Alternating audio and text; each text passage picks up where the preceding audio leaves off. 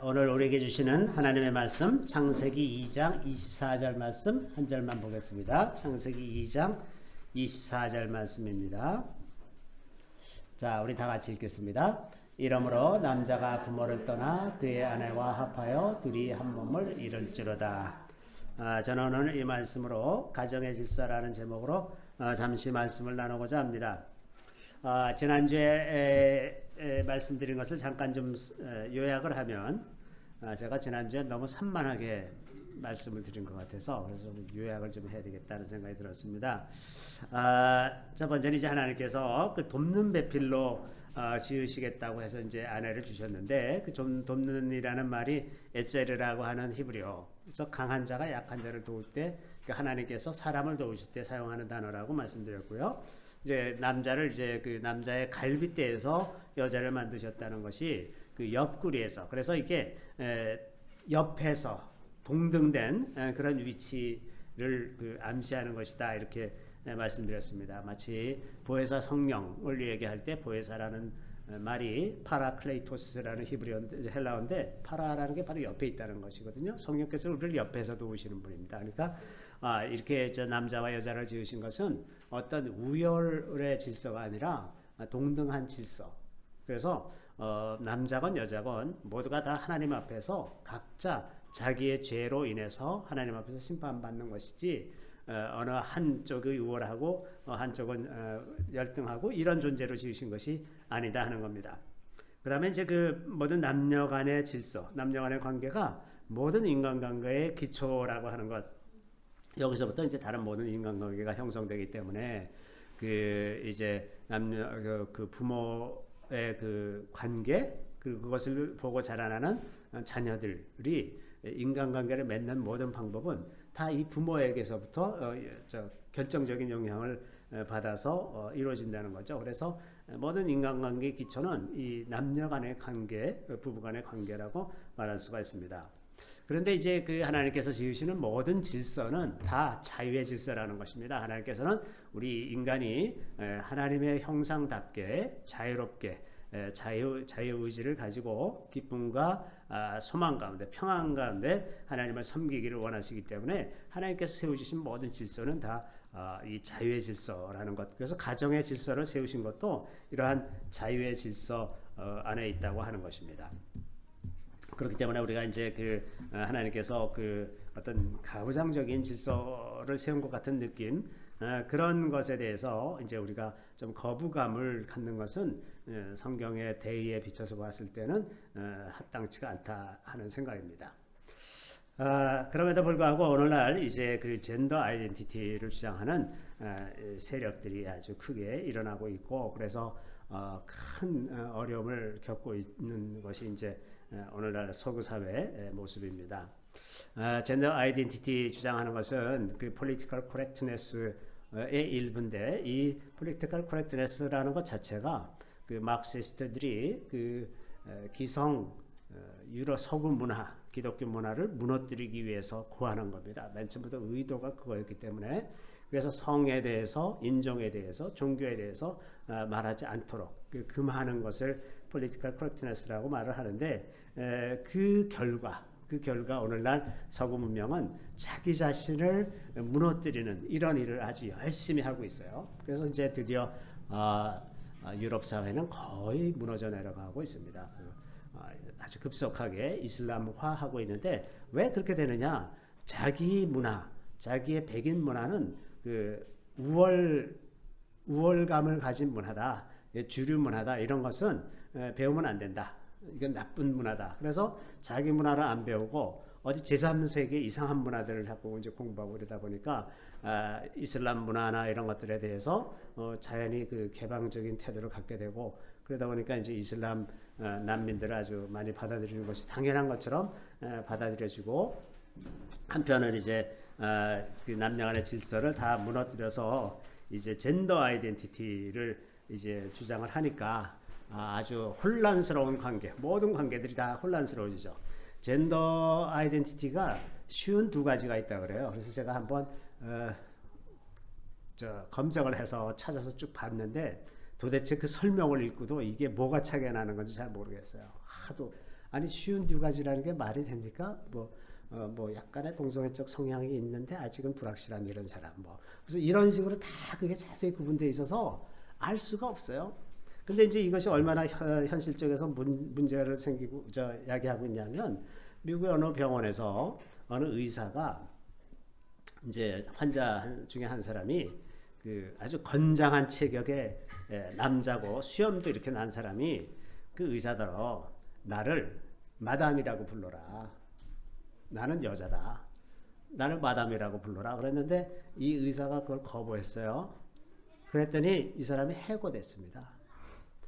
너무 무서운 일 아니에요? 아니 그게 무슨 그렇게 대단한 일이라고 해고할 만한 일입니까?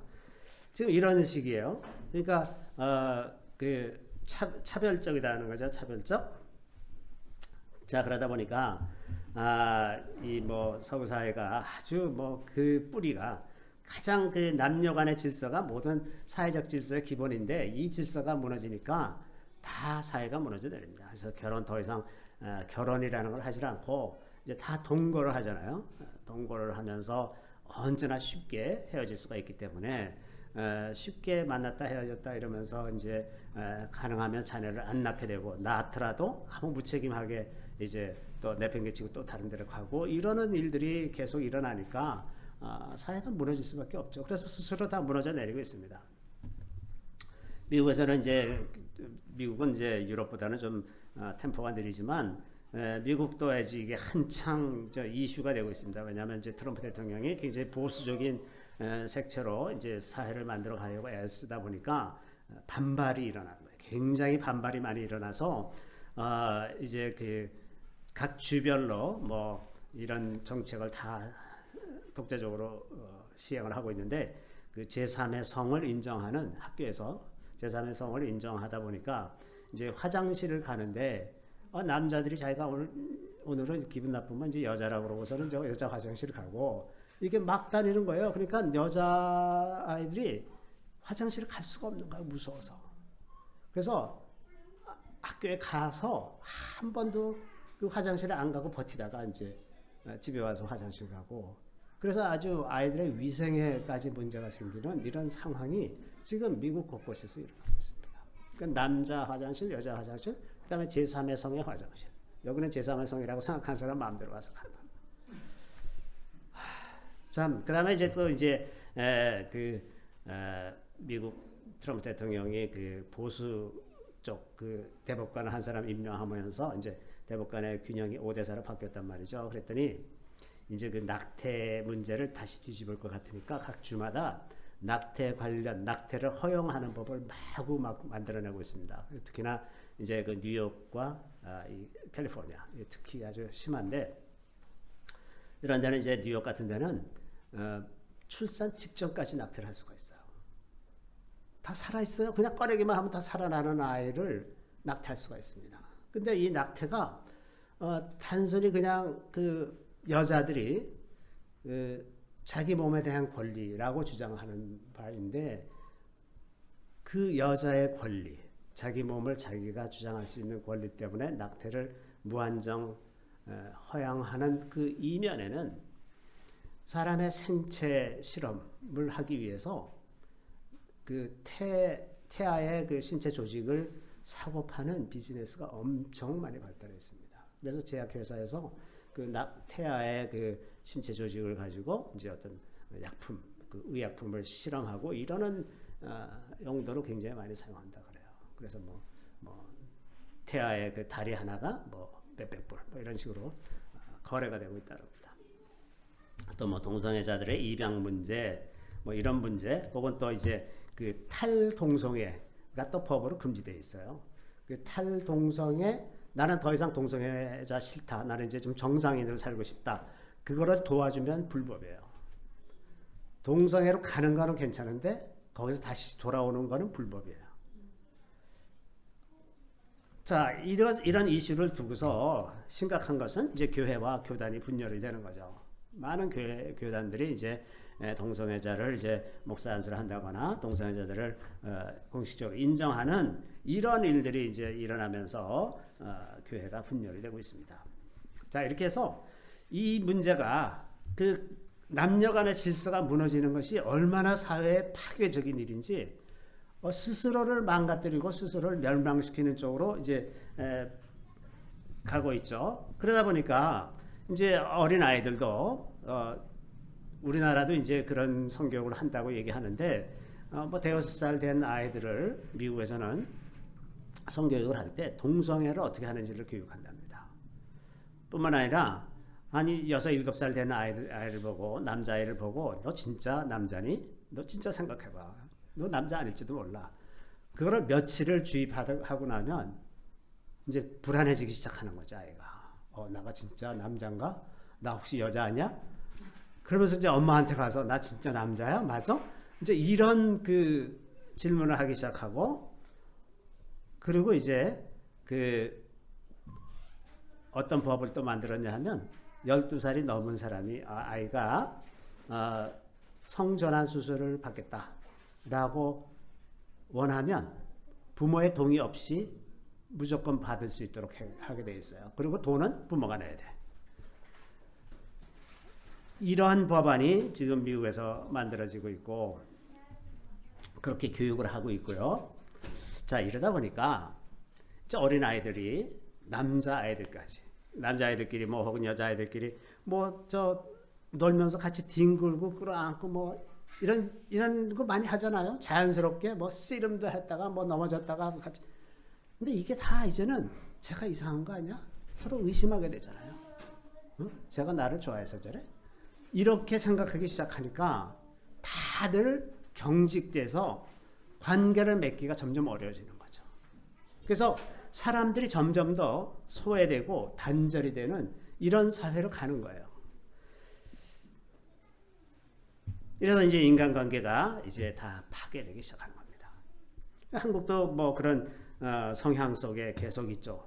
그나마 한국에서는 교회가 보수적인 교회들이 이제 극렬하게 반대를 해서 잘 안 되고 있긴 해요. 그렇지만 그 물밑에서는 젊은이들 사이에 이게 굉장히 이제 큰 이슈가 되고 있지 않습니까? 동성애 문제나 에이즈, 동성애하고 100% 관련이 있는 에이즈를 동성애와 에이즈는 관계없다. 자꾸 이렇게 가르치고 에이즈 환자가 누군지 그 신분도 못 밝히게 돼 있고 이러다 보니까 전 세계가 다 에이즈 환자가 줄어드는데 한국에서는 급속하게 늘고 있는 거예요.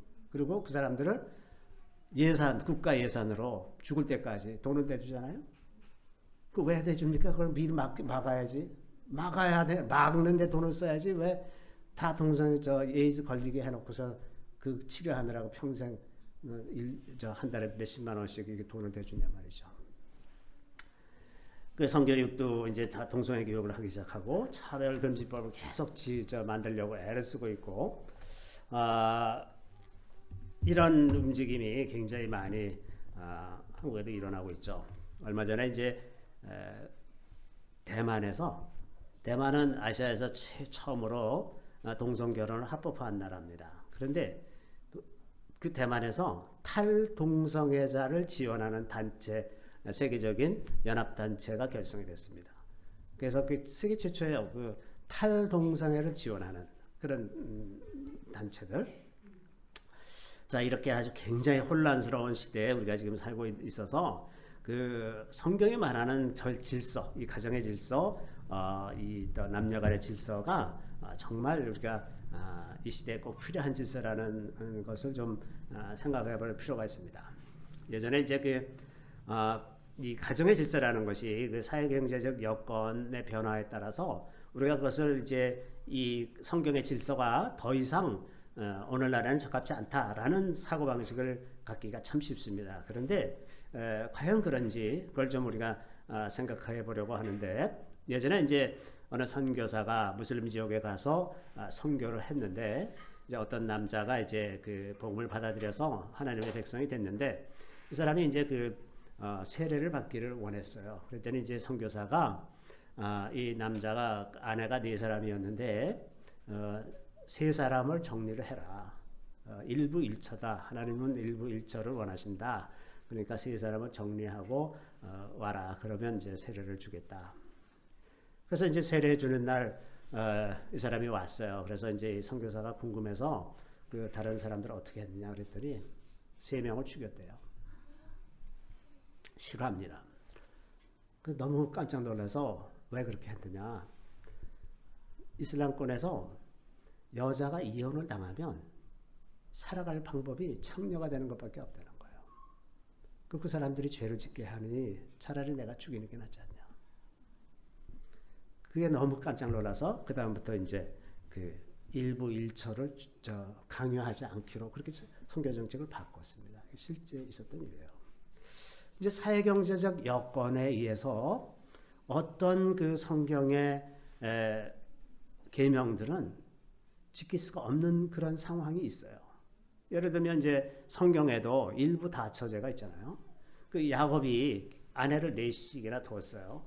하나님은 분명히 창세기에 지금 한 남자와 한 여자가 한 몸을 이루어서 한 가정을 이룬다고 이렇게 말씀하셔서 이 한 일부 일처제는 이게 율법을 주시기 훨씬 전부터 이미 맨 처음부터 주신 겁니다. 근데 실제의 삶 속에서는 그 여인들이 경제 활동을 할 수 있는 능력이 없기 때문에 현실적으로 한 남자가 여러 아내를 거느리는 일이 좀 역사 속에 오랫동안 있어 왔고 지금도 이제 여러 나라에서 그런 일들이 일어나고 있죠. 그런데 이제 그 사회 경제적인 여건이 많이 변화해서 여자들에게도 이제 교육 기회가 주어지고 경제 발전으로 인해서 경제 활동에 그 굉장히 다양해지고 그래서 여자들이 일할 수 있는 기회들이 많이 생기고 그러니까 그리고 또 이제 그 직장과 거주지가 분리가 됐잖아요. 예전에는 그냥 가정에서 일하다가 나가서 가족들과 같이 경제 활동을 하는 게 기본이었었습니다. 그게 오랫동안 적어도 한 산업혁명이 일어나기 전까지는 그게 이제 기본적인 경제 상황이니까 여자가 별도로 자기 독자적으로 경제 활동할 일이 없었는데 이제는 다른 세상이 됐단 말이죠. 그래서 이제 여자들이 사회 활동을 많이 하는 이런 그 사회적인 변화가 있었고 또 한 가지는 이제 이런 이야기가 또 있습니다. 그 여자들이 가지고 있는 그 교육권을 국가가 강탈하기 위해서 사회주의 국가에서는 여자를 다 일터로 내몰고 너는 가서 일을 해라. 그리고 자아를 성취해라. 아이들은 내가 나라에서 다 키워주겠다. 그렇게 하고서는 이제 그 아이들을 세뇌시키는 겁니다. 어려서부터. 아이들한테 대한 교육권을 빼앗는 거죠.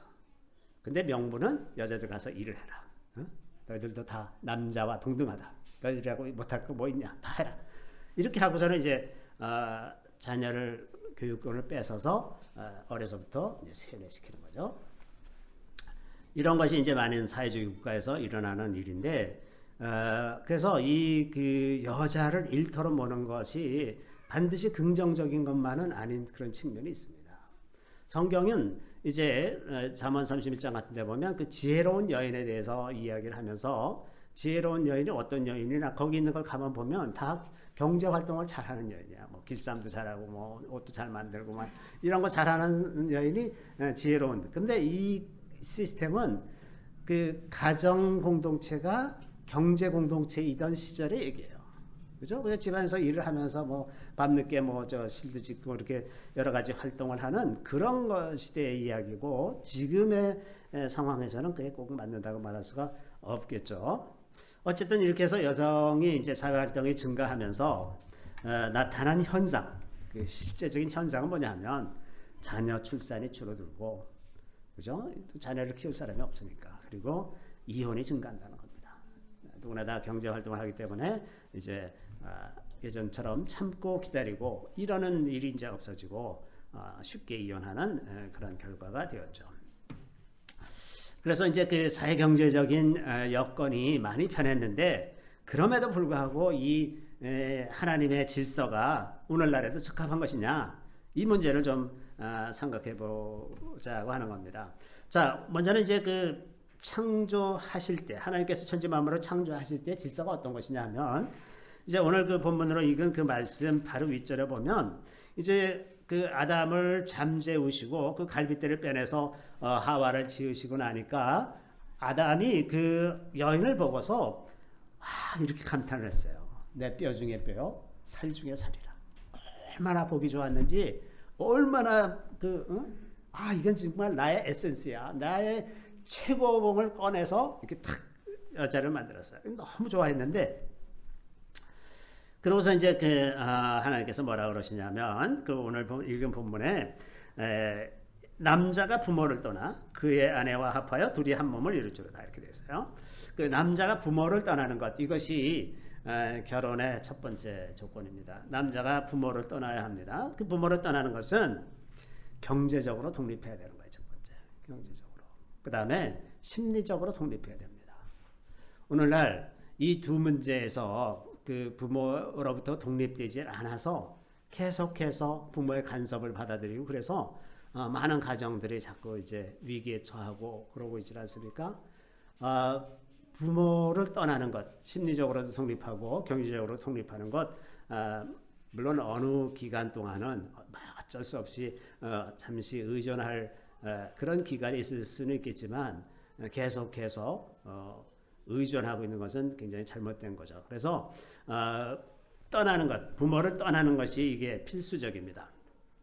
뭐 완전히 관계를 단절하라는 뜻이 아니라 의존하지 말라는 거죠. 더 이상 의존하지 말아야 된다는 것이고, 그 다음에 이제 그 아내와 합하여 둘이 한 몸이 된다고 그러는데, 이 둘이 합하는 것은 이 실제로 하나님의 눈에서 보셨을 때는 이 영적으로 하나가 되는 것입니다. 이 부부는 영적으로 하나인 거예요. 그래서 부부끼리 티격태격하는 거는 자기끼리 티격태격하는 거와 똑같습니다. 남편 욕하는 거는 자기 욕하는 거하고 똑같고, 아내 욕하는 건 자기 욕하는 거하고 똑같은 거라는 거예요. 그러니까 부부는 그냥 한 몸이 되는 겁니다. 한 몸. 그리고 이제 이런 그렇게 한 몸, 다르면서도 한 몸을 이루기 때문에 그 서로 원한 것들을 서로 다듬으면서 점점 더 성숙한 인격으로 성장해 나갈 수 있는 기회가 만들어지죠. 그래서 이 부부관계라고 하는 것은 다른 어떤 관계라도 대체할 수가 없는 겁니다. 이게 다른 그 인간관계와 완전히 다른 관계예요. 왜냐하면 하나님 보시기에 둘이 한 몸이기 때문에. 그래서 어떤 다른 것으로도 그 부부관계를 대체할 수가 없습니다. 거기에 그래서 부모가 그 자녀들이 맺은 부부관계에 끼어들 수가 없는 것이고, 심지어는 자녀도 그 사이에 끼어들 수가 없는 겁니다. 부부는 부부끼리 하나지 부모 자식 간에 하나가 되는 것도 아니고, 또 위에 부모와 이 부부와 하나가 되는 것도 아니고, 부부가 하나가 되는 겁니다. 그래서 가장 가정의 중심은 부모를 모시고 사는 한이 있어도 중심은 언제나 부부일 수밖에 없다고 합니다. 부부. 이것이 이제 창조 시에 하나님께서 가지셨던 계획인데, 문제는 이제 아담과 하와가 범죄를 해서 타락했다는 거죠. 그래서 타락한 이후에는 이게 조금 달라집니다. 질서가. 창세기 3장 16절에 보면, 이제 15절에는 이제 뱀에 대해서 말씀하시고 나서 16절에 여자에 대해서 이렇게 하나님께서 말씀하셨어요. 다 같이 읽겠습니다. 또 여자에게 이르시되 내가 네게 임신하는 고통을 크게 더하리니 내가 수고하고 자식을 낳을 것이며 너는 남편을 원하고 남편은 너를 다스릴 것이니라 하시고. 자, 여기 보면 이제 임신하는 고통, 임신하고 출산하는 고통을 주셨어요. 그래서 이 고통을 통해서 여자들은 사랑을 알아가고 자녀를 본능적으로 사랑하는 그런 마음이 생겨납니다. 그래서 이 고통이 굉장히 필요한 고통이죠. 임신 중에도 여러 가지 어려운 일이 많거니와 출산해서 키우는 과정에서도 얼마나 상상할 수 없었던, 처녀 때는 전혀 알지 못했던 그런 어려움들이 이제 많이 있죠. 그런데 여기 이제 너는 남편을 원하고 이렇게 표현되어 있는데, 제가 이제 여러 번 말씀드렸습니다만은 남편을 원하고 그럴 때 그 원하다라는 단어가 히브리어로 테슈카라고 하는 거예요. 테슈카인데 이 테슈카라고 하는 단어는 그 맹수가, 사자 같은 동물이 그 먹이를 앞에 놨을 때 전심전력해서 달려들잖아요. 그 사자 같은 짐승들은 아무리 작은 것, 하찮은 것이라고 해서 허투루 하질 않습니다. 전심전력해서 그걸 탁 한 번에 낚아채도록 그렇게 달려들죠. 그런 태도가 테슈카입니다. 그래서 아내는 이 타락한 질서에서 아내는 언제나 남편을 컨트롤하라는 욕구가 있어요. 컨트롤하려는 욕구가 굉장히 강합니다. 남자가 여자를 컨트롤하려는 욕구보다 여자가 남편을 컨트롤하려는 욕구가 훨씬 더 강합니다. 근데 그것이 남편뿐만 아니라 자녀들에 대해서도 마찬가지예요. 그래서 많은 경우 이 컨트롤에 대한 욕구가 적절하게 통제가 되지 않으면 굉장히 병적인 관계를 만들 수가 있습니다. 그래서 그런 욕구가 여자들에게 있기 때문에 하나님께서 세우신 질서는 남편은 너를 다스릴 것이라. 그 질서를 누가 세워야 되냐면 남편이 세워야 된다고 하는 겁니다. 그래서 남편이 질서를 세우도록 그렇게 하신 것이 인간이 타락하고 난 다음에 하신 거예요. 근데 하나님은 이런 일을 하실 때 사람이 죄를 졌기 때문에 내가 벌을 주마 해서 이놈의 자식들 하고 벌을 주시는 것이 아니라 타락한 인간에게 가장 적합한 질서를 세우시는 겁니다. 그래서 이렇게 말씀하시는 것은 그 동기가 전적으로 100% 사랑입니다. 하나님의 사랑이에요.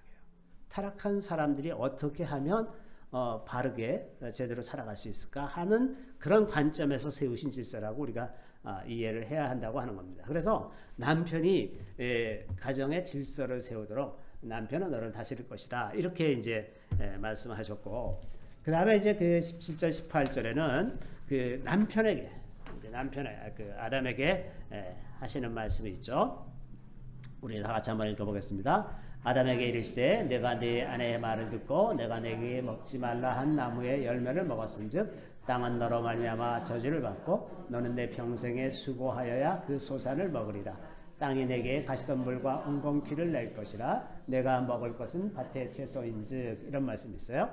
자, 여기 보면 그 남자에게 주신 형벌은 그 땅이 이제 저주를 받았다는 거예요. 땅은 저주를 받았기 때문에 예전에는 그냥 절로 다 열매를 맺고 그래서 그 가서 자연스럽게 따 먹으면 됐지만 이제는 수고하여야, 평생에 수고하여야 그 소산을 먹을 수 있게 하시는 겁니다. 자, 이것은 이제 얼핏 보면 참 곤고한 삶의 시작이 됐구나 이렇게 생각하지만 다른 각도에서 생각해 보면 타락한 인간이 수고하고 애쓰는 이 과정이 없으면 뭐하고 지내겠습니까? 더 타락하고 더 많은 죄를 지으면서 살게 뻔합니다. 예전에 제가 그 인천에 살 때 어떤 그 동네에 사는 어떤 분에 관한 이야기를 하면서 그분이 이제 뭐 굉장히 아주 유명한 우리나라 초대 대법관을 지낸 어떤 분의 자녀였는데 그래서 집에 돈이 많았어요. 돈이 많았는데 하는 일이 없어. 그러니까는 평생 사는 게 나가서 이제 죄 짓고 돌아다니면서 사는 거예요. 평생 그러면서 살다가 아주 인생을 완전히 피폐하게 사는 그런 얘기를 이제 들었던 적이 있는데 이게 사람이 먹고 살 게 좀 없고 그래서 자기가 수고하고 애쓰고 그 일할 수 있는 어쩔 수 없이라도 일할 수 있어야 건강하게 살지 모든 것이 다 넉넉하면 타락하는 것은 정말 순식간입니다. 그래서 우리가 수고하여야 그 소산을 먹으리라. 이것은 하나님께서 타락한 인간에게 주신 굉장히 사랑이 풍성한 새로운 질서인 거죠. 수고하고 일을 하면서 우리가 타락할 기회를 이제 배제할 수가 있게 되는 거죠. 그래서 이제 땅이 가시덤불과 엉겅퀴를 낼 것 이렇게 이제 됐습니다. 그래서 가시덤불과 엉겅퀴를 제거하면서 살아야 되는 그런 인생으로 바뀌었죠. 그런데 이제 이것들에 대해서 그 나중에 사도 바울은 이 복음 안에서 그러면 도대체 이 부부 관계가 어떻게 돼야 되느냐 하는 이 문제에 대해서 에베소서 5장 22절부터 28절에 가장 명확하게 잘 말하고 있습니다. 그래서 22절부터 28절 말씀 우리 같이 한번 읽어보겠습니다.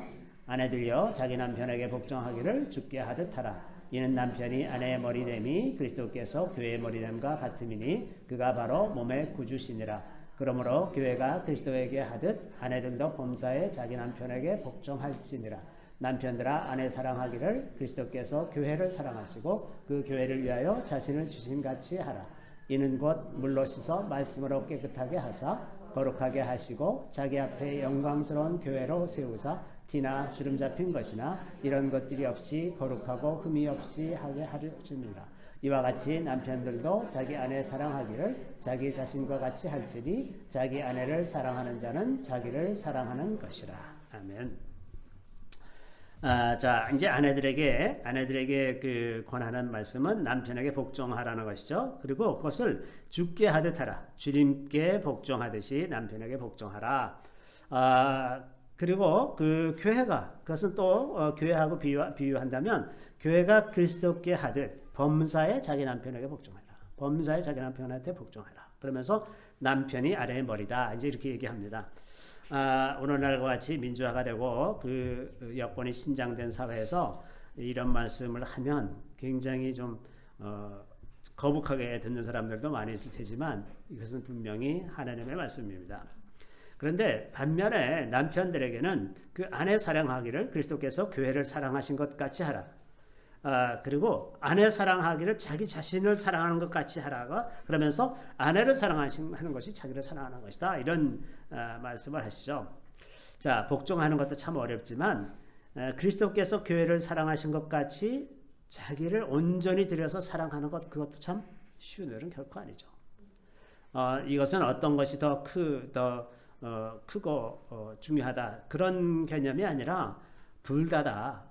복종하는 것도 어려운 것이고 사랑하는 것도 어려운 것이다 라고 이제 생각이 듭니다. 이 모두가 다 사람이 스스로의 힘으로는 하기가 어려운 그런 일들이죠. 복종하는 것도 쉽지 않고 이렇게 온전하게 사랑하는 것도 쉽지 않은 일입니다. 그런데 이제 이것이 일관되게 복음의 질서예요. 무슨 말이냐 하면 예수님께서 그 제자들 가운데 이제 다툼이 일어나서 누가 더 크냐 하는 이런 다툼이 일어날 때 예수께서 이제 제자들을 싸우는 걸 보고 이제 좀 안타깝게 생각하시면서 이런 말씀을 하시죠. 마가복음 10장 42절에서 45절에 있는 말씀인데요. 우리 다 같이 한번 읽어보겠습니다. 예수께서 불러다가 이르시되 이방인의 집권자들이 그들을 임의로 주관하고 그 고관들이 그들에게 권세를 부리는 줄을 너희가 알거니와 너희 중에는 그렇지 않을지니 너희 중에 누구든지 크고자 하는 자는 너희를 섬기는 자가 되고 너희 중에 누구든지 으뜸이 되고자 하는 자는 모든 사람의 종이 되어야 하리라. 인자가 온 것은 섬김을 받으려 함이 아니라 도리어 섬기려 하고 자기 목숨을 많은 사람의 대속물로 주려 함이니라. 자, 크게 되고자 하는 자는 섬기는 자가 되어야 한다. 그래서 예수님께서 직접 피조물 하찮은 피조물들을 위해서 육신을 입고 오셔서 십자가 달려 돌아가시고 그 예수께서 가신 길을 제자들도 따라가도록 이끄셨어요. 그래서 제자들도 다 그렇게 살았습니다. 이게 이제 복음의 시초죠. 이 질서가 가정 안에 똑같이 이루어지는 거죠. 그 복종과 사랑이라고 하는 그 부부간의 관계에 그 밑바탕에 있는 사상은 뭐냐 하면 섬기라는 거죠. 사랑하는 것도 섬기는 것이고 순종하는 것도 섬기는 것입니다. 기본적으로 섬기라는 거예요. 서로 섬기라는 것. 그 섬기는 질서가 가정의 질서의 맨 밑바닥에 있는 겁니다. 그것이 표현되는 것이 여자에게는 남편에게 복종하는 것이고 남편에게는 아내를 사랑하라는 것입니다. 자, 이런 것이 이제 그 복음의 기본적인 질서이기 때문에 성경이 오해하듯이 이런 가부장적인 질서를 편협하게 옹호한다거나 남성 중심적인 복음이라든가 이런 말은 적합치가 않은 것 같습니다.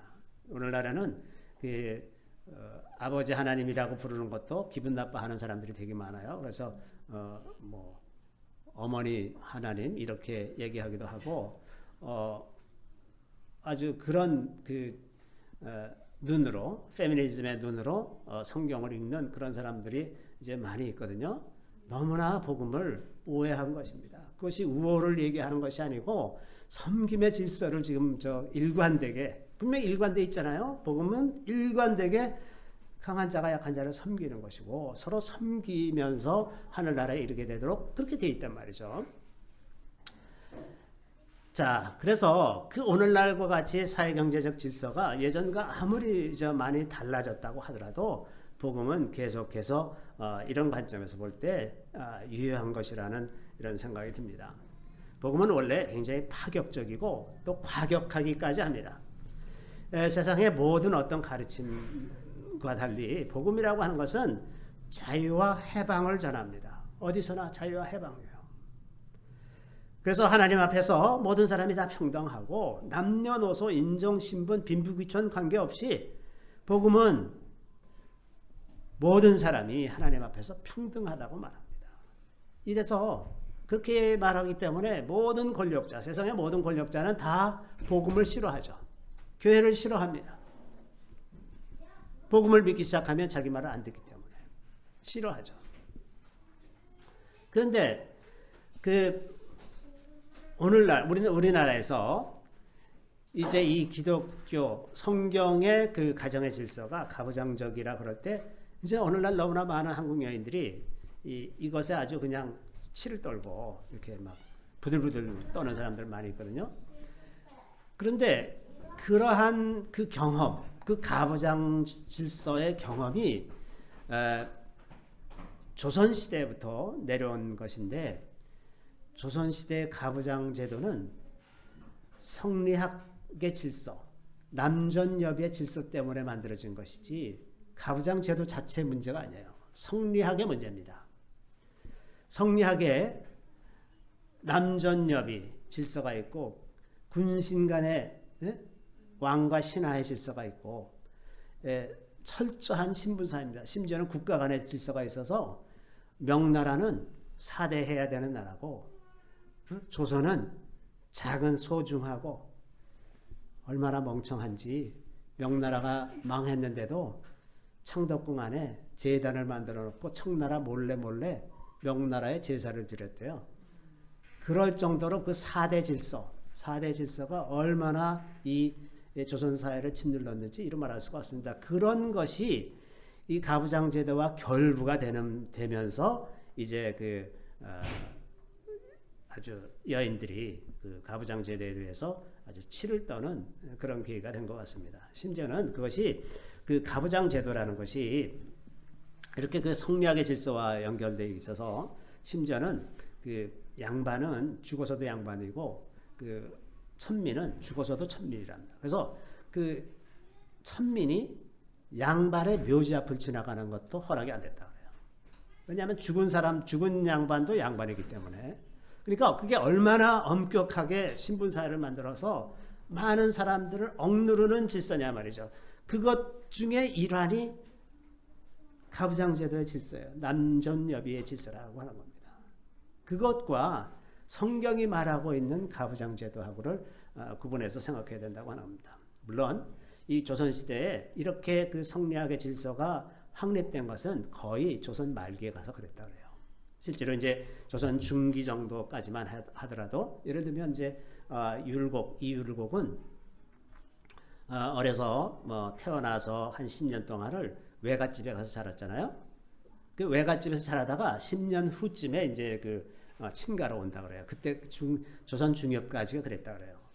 다시 말해서 그 오랫동안 내려오는 전통은 이렇게 우리가 지금 생각하는 것 같은 그런 가부장 제도가 아니라는 거죠. 또 한 10여 년 전에는 조선시대에 그 중엽의 어떤 남자가 자기 아내에게 쓴 편지가 발견돼서 아주 센세이션이 일어났던 적이 있었는데 우리가 생각하는 것과 전혀 달리 그 남편이 아내에게 쓴 편지인데 얼마나 절절하게 사랑을 나타내는지 몰라요. 그런 연애 편지는 지금도 없습니다. 그러니까 우리가 그냥 고정관념으로 조선시대 가부장제도 그래서 여자는 일방적으로 억압당하고 막 이랬던 것 같은데 실제로는 그렇지 않았다는 거죠. 조선 중엽까지는 그렇지 않았고 조선 말기로 오면서 이제 그런 풍토가 이 한국 사회 안에 견고하게 자리 잡아졌다고 하는 거죠.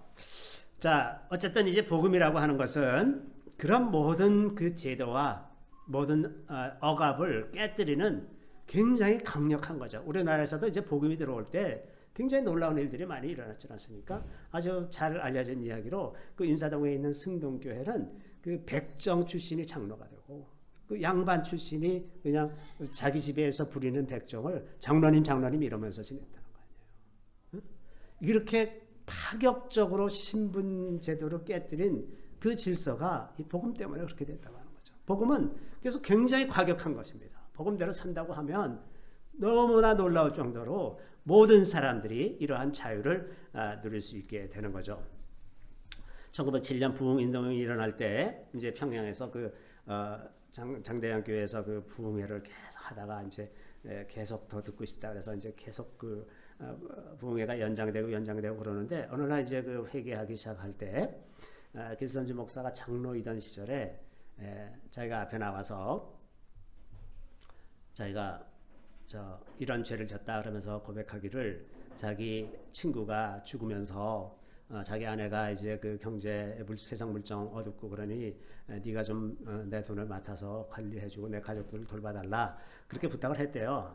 그랬더니 이제 이분이 거기서 몰래 좀 빼먹고 그렇게 했다는 걸 이제 그 많은 사람들이 다 앉은 자리에서 다 고백을 했어요. 이렇게 이제 이런 식으로 이제 그 사람들이 나와서 자기 죄를 그 많은 사람들 앞에서 고백하기 시작하는데 한 번은 어떤 여인이 나와서 자기가 어떤 사람하고 간음했다는 얘기를 하더라는 거예요. 그래서 이제 그게 막 자기만 그렇게 그 여인만 그랬겠어요? 그 숨기고 있는 여인들도 얼마나 많았겠어요. 그러니까 막 사람들이 다 이제 같이 통곡하고 이제 이러면서 누구나 다 하나님 앞에 죄인이다. 너라 나라 할 것 없이 그래서 이런 그 죄를 고백하는 일들이 일어나면서 이런 그 남녀 간의 구분 이런 문제가 아니라 더 근원적으로 우리는 다 하나님 앞에 죄인이다. 이래서 이제 그 운동이 굉장히 놀랍게 한국 사회를 복음화하는데 크게 기여했던 것을 우리가 알 수가 있습니다. 그래서 이 복음이라는 것이 이렇게 과격하기 때문에 고린도 교회에 복음을 전했을 때에도 고린도 교회에도 비슷한 일이 일어났어요. 그래서 이제 그 사도 바울이 고린도전서 14장 33절부터 36절에 보면 이런 말을 합니다. 우리 다 같이 한번 읽어보겠습니다. 하나님은 무질서의 하나님이 아니시오 오직 화평의 하나님이시니라. 모든 성도가 교회에서 함과 같이 여자는 교회에서 잠잠하라. 그들에게는 말하는 것을 허락함이 없나니 율법에 이른 것 같이 오직 복종할 것이요 만일 무엇을 배우려거든 집에서 자기 남편에게 물을지니 여자가 교회에서 말하는 것은 부끄러운 것이라. 하나님의 말씀이 너희로부터 난 것이냐 또는 너희에게만 임한 것이냐. 자, 여기 보면 저것 때문에 이제 또 부들부들 떠는 사람들도 있어요. 교회는 여자들은 교회에서 잠잠하라. 너무 차별적이 아니냐. 왜 남자만 얘기해야 되고 여자는 안 해야 되느냐.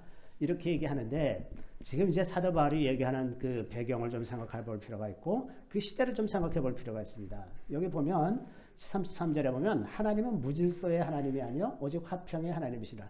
우선 질서를 위해서 얘기한다는 것을 의도가 여자를 억압하기 위해서가 아니라 교회 질서를 위해서 하고 있다는 거고 또 마지막 절에 보면 36절에 보면 하나님의 말씀이 너희로부터 난 것이냐 또는 너에게만 임한 것이냐. 얼마나 여자들이 말을 많이 하고 막 주장하는 분위기를 만들었는지 저 정도까지 됐어요. 마치 자기들만 다 복음을 아는 것처럼 막 얘기하고 있는 상황이에요. 저기 좀 보세요. 그죠?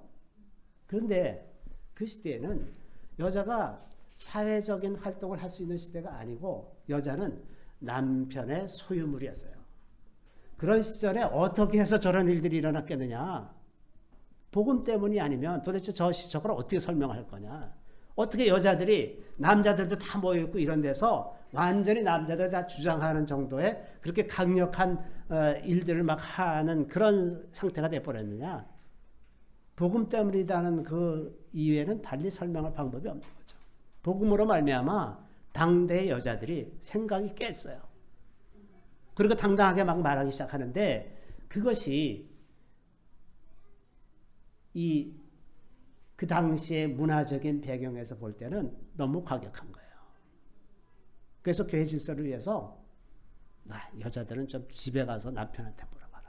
그래야 다른 사회하고 밸런스가 맞아요. 만약에 저걸 그대로 내버려뒀다라면 그 사회에서 견뎌내지 못하고 이내 포위당해서 교회는 없어지고 말았을 겁니다. 그래서 문화적인 배경과 어느 정도 맞춰가면서 하려고 했던 얘기라고 이제 그렇게 이해하게 되죠. 자, 그래서 이렇게 복음은 이렇게 굉장히 과격하지만 그러나 복음의 그 기저에 깔려 있는 것은 자유와 해방, 기쁨과 평화, 이것이 복음의 기저입니다. 여자를 억누르겠다는 질서가 아니라 여자들이건 남자들이건 하나님 앞에서 다 자유롭고 그 기쁨과 평화를 누리되 그 자유로 자기의 유익을 위해서 사용하는 것이 아니라 섬기는 대로 사용하는 그 질서가 자유죠. 그래서 갈라디아서 5장 13절에 이렇게 얘기하죠. 바울이 다 같이 읽겠습니다. 형제들아 너희가 자유를 위하여 부르심을 입었으나 그러나 그 자유로 육체의 기회를 삼지 말고 오직 사랑으로 서로 종로를 타라.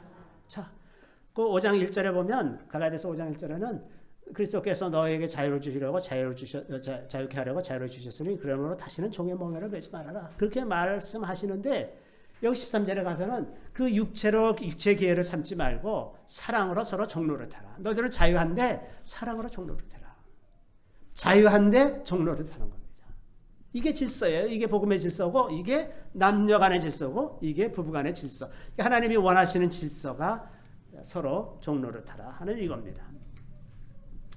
그래서 오늘날과 같이 민주주의 사회 또 남녀 평등의 법적인 질서가 확립되어 있는 이런 사회에서 이 가정의 질서를 하나님의 질서로 유지하면서 가겠다라고 하는 것은 이 세상의 질서, 이 법적인 질서를 따를 거냐, 성경의 질서를 따를 거냐 이런 선택의 문제가 될 수도 있어요. 과연 우리가 무엇을 더 소중하게 생각하는가? 이 시대의 모든 시대를 관통하는 하나님의 말씀, 그 하나님의 질서를 내가 더 중하게 여기는가? 아니면 우리가 교육받아오고 이 법적인 질서가 그렇게 되어 있는 이 남녀 평등의 질서를 내가 주장할 거냐? 그건 우리의 선택의 문제입니다. 만약에 하나님을 사랑하고 정말 하나님의 뜻대로 살고자 한다면 그리고 누구든지 예수 믿어서 구원을 얻고자 한다면 거기에는 방법이 하나님의 질서밖에 없습니다. 그것이 내가 아무리 기분 나쁘고 받아들일 수 없다 그래도 하나님의 질서는 우리가 종로를 타는으로써 예수처럼 삶으로써만 우리가 구원을 얻는 것이지 우리가 우리 것을 다 주장하고 나의 권리를 누리고 내가 세상에서 사람들을 권력으로 장악하고 이러면서 살아가는 사람들에게 죄송하지만 구원은 없어요. 그런 구원은 없습니다. 예수처럼 사는 사람, 예수처럼 살면서 우리의 구원이 이루어진다고 하는 것입니다. 그래서 이렇게 가정의 질서가 하나님의 질서에 바르게 세워질 때 자녀들이 그 질서에 따라 살게 될 것이고 복음이 가장 잘 교육되는 곳은 가정입니다. 오늘날 너무나 많은 사람들이 아이들에 대한 신앙교육을 교회에 맡겨놓고 마치 자기네들 할 일을 다 한 것처럼 그렇게 생각하는데 천만의 말씀이에요. 교회에서 할 수 있는 것은 전체의 10% 정도밖에 저는 안 된다고 생각합니다. 90%는 가정에서 이루어지는 것이고 가정에서 부모가 어떻게 살아가는지 보고 다 배우는 것 아닙니까? 저절로 다 배우는 거예요. 그래서 이 복음이 말하는 이 가정의 질서가 이 사회가 아무리 민주화되고 법적으로 평등하다고 하더라도 현실 속에서 이렇게 살아가는 것만이 온전한 질서를 이룰 수가 있을 뿐만 아니라 그것이 가장 복되고 행복한 그런 삶으로 가는 길이라고 하는 겁니다. 화성에서 온 남자, 금성에서 온 여자 그런 책이 있어요. 여러분들도 저는 읽어보지는 않았습니다만은 우리 윤건사 그런 얘기하기를 좋아하는데 이런 책도 좀 읽어보시고 남녀간의 약간 차이도 있어요. 가치관의 차이. 남자는 능력, 효율, 목표를 성취하는 능력 이런 걸 좋아하는데 여자는 사랑을 더 좋아한다든지 관계와 사랑을 좋아한다. 스트레스를 대처할 때 남자는 웅크러들어서 숨어버리고 여자는 사람들과 막 떠들고 나누어서 이제 어떤 해결책을 찾는다. 그래서 남자들이 이제 들어가서 나올 때까지 여자가 기다려준다든지 언어 표현에 있어서 남자는 사실 전달 중심으로 하고 여자는 사실 플러스 자기 감정을 막 얘기해요. 그러면 감정을 다 듣고 있으면 이제 남자는 좌절스러워. 그럼 나보고 어쩌란 말이야. 이제 이렇게 되고 그 답답해. 그러면 이제 여자는 내가 그렇게 하라고 그러는 게 아니잖아. 내가 내 감정을 얘기하는 거야. 이제 이러고 있으면 이게 뭐 이제 이게 뭐가 잘 안 맞아요. 그래서 하여튼 뭐 여러 가지 그런 이야기들이 많이 있는데 이것들을 이해하는 것도 굉장히 도움이 될 거라고 생각을 합니다. 그런데 더 본질적인 것은 남자건 여자건 간에 누구나 다 근본적인 욕구가 있는데 그것은 그 인생의 목적과 의미, 자기 가치감 이런 것을 부여하는 것에 관한 문제와 세큐리티에 관한 문제, 자기의 인생의 안전에 대한 그 모든 것들은 아주 남녀를 불문하고 다 공통적인 요소들이죠. 그래서 이제 제가 한마디 한다 그러면 부부관계가 어떻게 돼야 할 것인가 제일 중요한 것은 오래 참고 기다리는 겁니다. 이거 이상의 대답이 없어요. 이게 부부관계가 성숙해지기까지는 많은 세월이 갑니다. 정말 많은 세월이 필요해요. 그렇게 쉽게 뭐 온전한 관계가 되고 이렇게 되지는 않습니다. 그래서 오래 참고 기다려야 되고 그리고 내가 가진 틀에 상대를 거기다 구겨 넣으려고 노력할 필요 없습니다. 많은 사람들이 내 배우자가 요것만 해줬으면 좋겠는데 다른 거 다 좋은데 요거가 문제야. 그러면서 평생을 그거 변하는 걸 바라면서 기다려서 그러면서 살아요. 그걸 벼르면서 계속 잔소리 해대면서 그러다 보면 그 사람이 가지고 있는 많은 장점들이 있잖아요. 그거는 눈에 안 들어오잖아요. 이 단점이 너무 커 보이기 때문에. 그래서 이 단점 가지고 불평하다가 평생 다가는 불행한 삶을 사느니 이 장점을 보고서 그걸 즐거워하면서 살면 평생 즐겁게 살 수 있잖아요. 그러니까 자꾸 그 마음에 안 드는 그 하나 때문에 사로잡혀갖고 평생 잔소리하면서 살지 말고 그냥 있는 그대로 저 사람은 저런 사람 그러고서 그냥 받아들이고 그게 천천히 변합니다. 그 사람들 원래 뭐 거의 안 변하지만 변해도 아주 천천히 변하는 것. 그리고 무엇보다도 성령 충만해지면 변화가 빨라집니다. 그러니까 상대방이 성령 충만하게 살 수 있도록 그렇게 도와주고 그리고 장점을 즐거워하면서 그렇게 사는 것이 가장 현실적이고 가장 좋은 방법. 그리고 그 과정을 통해서 상대방이 변하는 게 중요한 게 아니라 더 중요한 건 내가 변하는 거예요. 내가 변하는 게 언제나 더 빠르거든요. 그러니까 상대방이 변하려고 애쓰지 말고 내가 변하려고 애쓰는 것이 훨씬 더 확실한 투자입니다. 그리고 확실한 결과가 나오는 거죠. 그렇게 살면 그런 대로 살만하고 하나님의 질서가 이 시대에도 너무나 적합하고 꼭 필요한 짓을 하는 것이 우리 안에 너무나 명백해집니다. 잠시 기도하겠습니다. 할렐루야. 우리 주님을 찬양합니다. 주께서 남녀를 지으셔서 한 가정을 이루게 하시고 그 가정을 통해서 인류 문명을 이루게 하신 것을 주님 감사드리옵나이다. 주님 여러 가지 사조로 이제 하나님의 질서를 무너뜨리고자 하는 그런 악한 세력들이 많이 있고 많은 위협을 받고 있는데 그 가운데서 주의 백성들이 이제 하나님의 질서를 바르게 이해하고 그 가운데 굳건하게 성으로 말미암아 하나님의 뜻을 이 땅에 이루는 주님의 귀한 통로들이 다 되게 하여 주시기를 간절히 바라고 나옵나이다. 우리들 가운데 심히 연약함이 있는 것을 주님 불쌍히 여겨주시고 우리가 그 모든 연약함을 극복하고 이제 주님의 뜻대로 이제 가정을 이루어갈 수 있는 우리 모두가 다 되게 하여 주시기를 우리 구주 예수 그리스도의 이름으로 감사하며 기도드리옵나이다. 아멘.